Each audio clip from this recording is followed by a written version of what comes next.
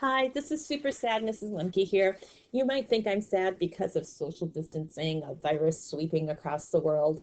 And though those things bother me, what bothers me more is that Mr. Covey and I just recorded a whole beautiful video together utilizing technology, and then the whole thing crashed. It was very sad. So you're going to have to deal with us just kind of talking to ourselves. Sad. So I'm taking the first half, and Mr. Covey is taking the second half of our intended co-video. Today we are trying to help you remember things that basically you learned in math analysis. There's one little piece that you directly learned in our class, buddy points. But the rest of this is all back to math analysis, still testable topics on the AP exam even this year.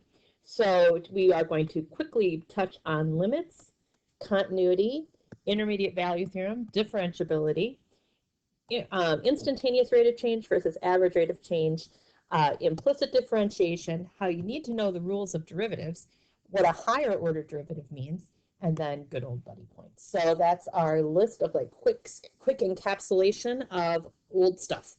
All right. So when I teach limits in a class that I'm teaching, I just say a limit is the intended height of a function. It doesn't necessarily have to reach that height or attain that height. It's its intended height. Like my intended height would be 5.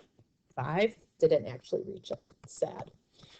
So in a limit question, you're told what x is doing. So x is approaching whatever, like x is approaching 3, x is going to infinity, whatever it may be.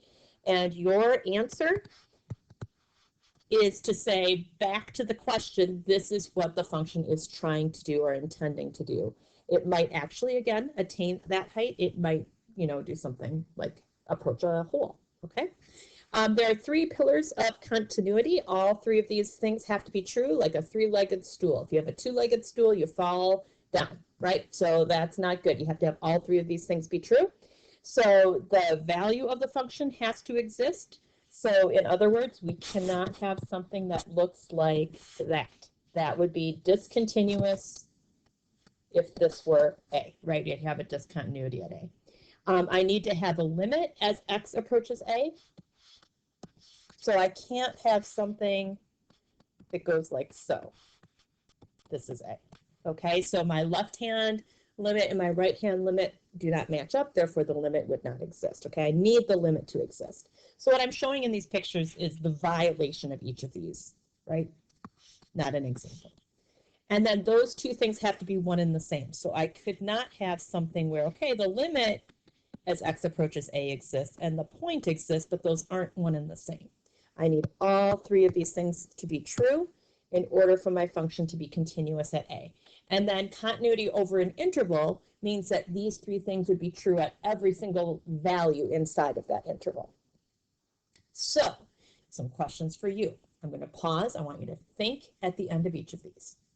Does continuity imply differentiability? So if I say function f is continuous, does that mean function f is differentiable?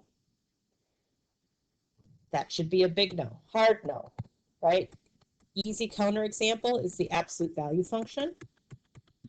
Continuous everywhere, but not differentiable at 0 because of that corner. Does differentiability imply continuity? That should be a yes. And it's a yes because it's a yes in the sense that a lot of AP questions are going to tell you differentiability and they want you to deduce continuity, right? If I have a lack of continuity, I'm going to have a lack of differentiability. So what are some issues with the derivative existing?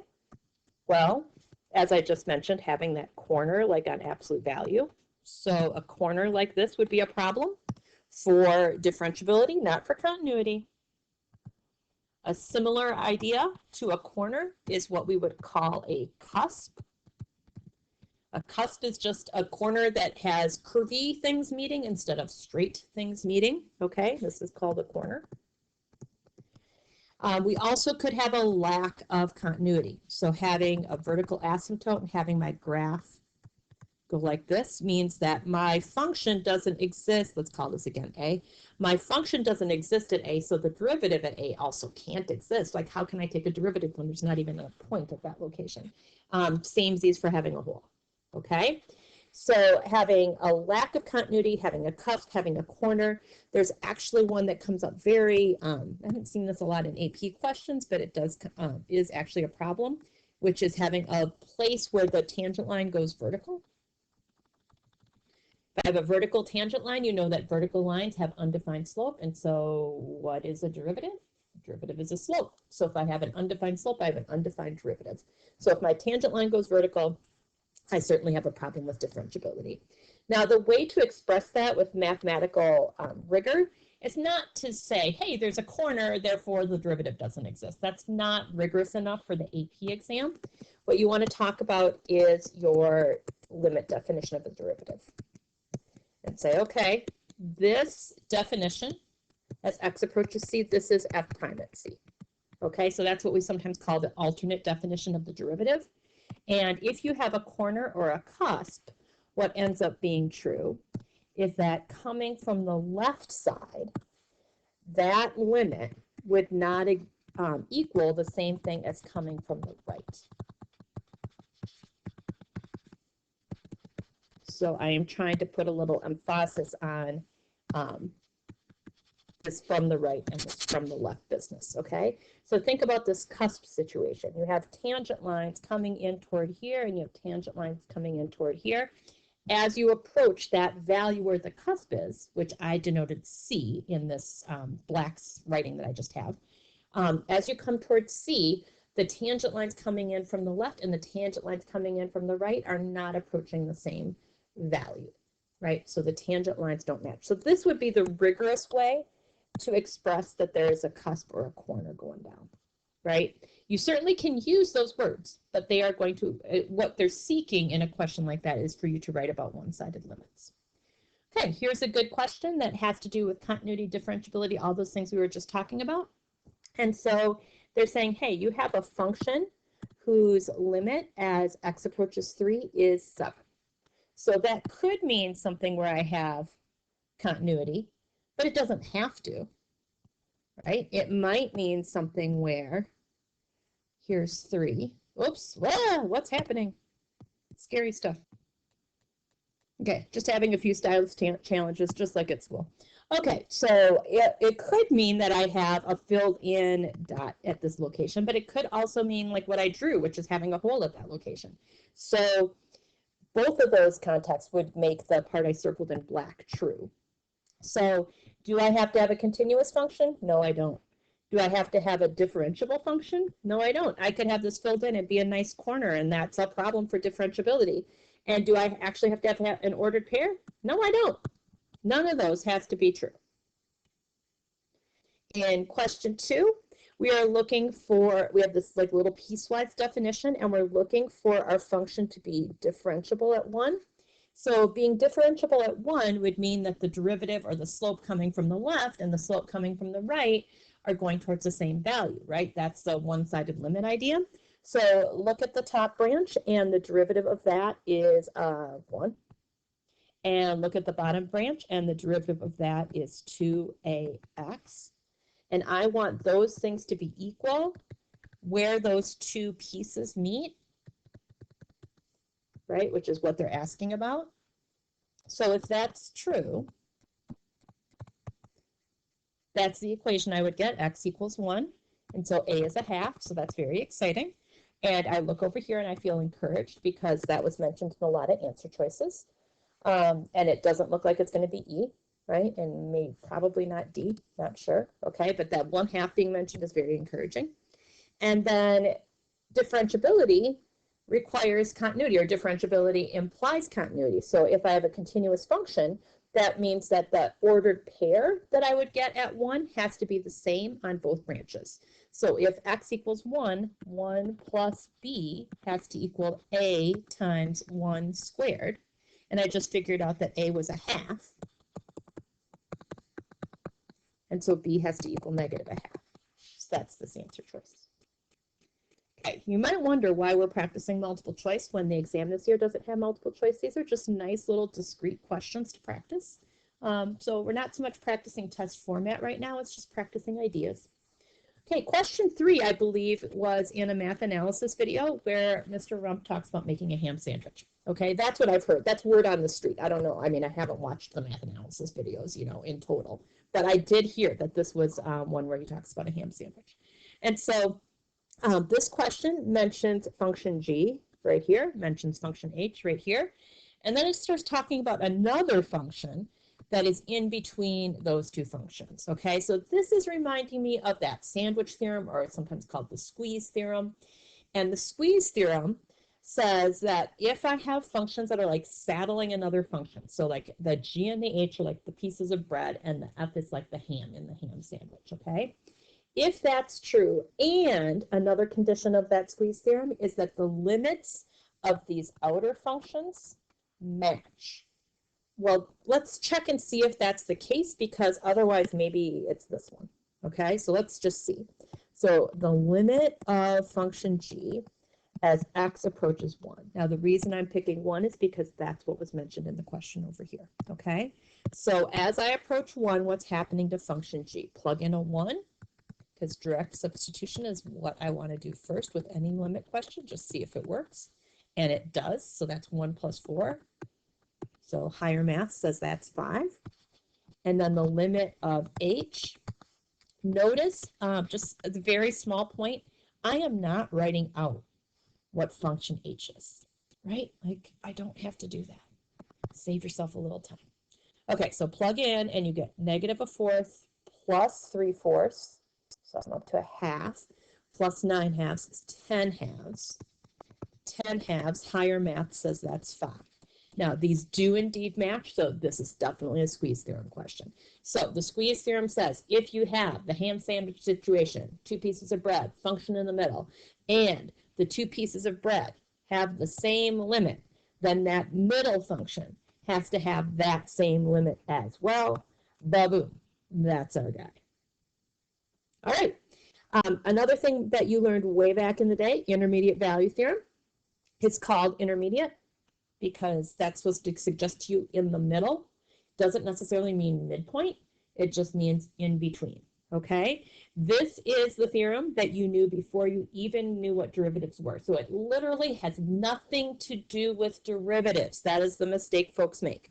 So this theorem just has to do with continuous functions. So if I know that this chicken is walking a path that doesn't have a hole, it doesn't have a vertical asymptote, you know, like it's not flying over the road, it's not anything else, right? If it's in a continuous path that I know that it starts here and it ends here, then it has to go across the road.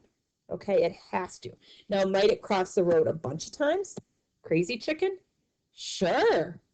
All right, but it has to go at least once. It has to cross that road at least once. So a lot of times you talk about in math applications, I know I have a continuous function that starts in negative land, it ends up in positive land. What does it have to do? It has to attain a value of 0 at least one time. It might do that in kind of a direct way. It might do that in a more circuitous way. I don't even know if I said that word right. I'm a reader, not a speaker. Okay, so it might cross a whole bunch of times. All we know is that it's an existence theorem, right? That it has to cross at least once. So if I have a continuous function and the value of m is somewhere in between f of a and f of b. Now understand, I might have this written backwards for a particular problem. Maybe f of b is smaller than f of a. Fine, then write it that way. Okay, whatever. But m is some middle value. Then there exists a place where a c value in between a and b. Again, well, I guess I am calling a the smaller thing. Never mind. So c is somewhere in between a and b, such that the function's value at c is that middle value m. Okay?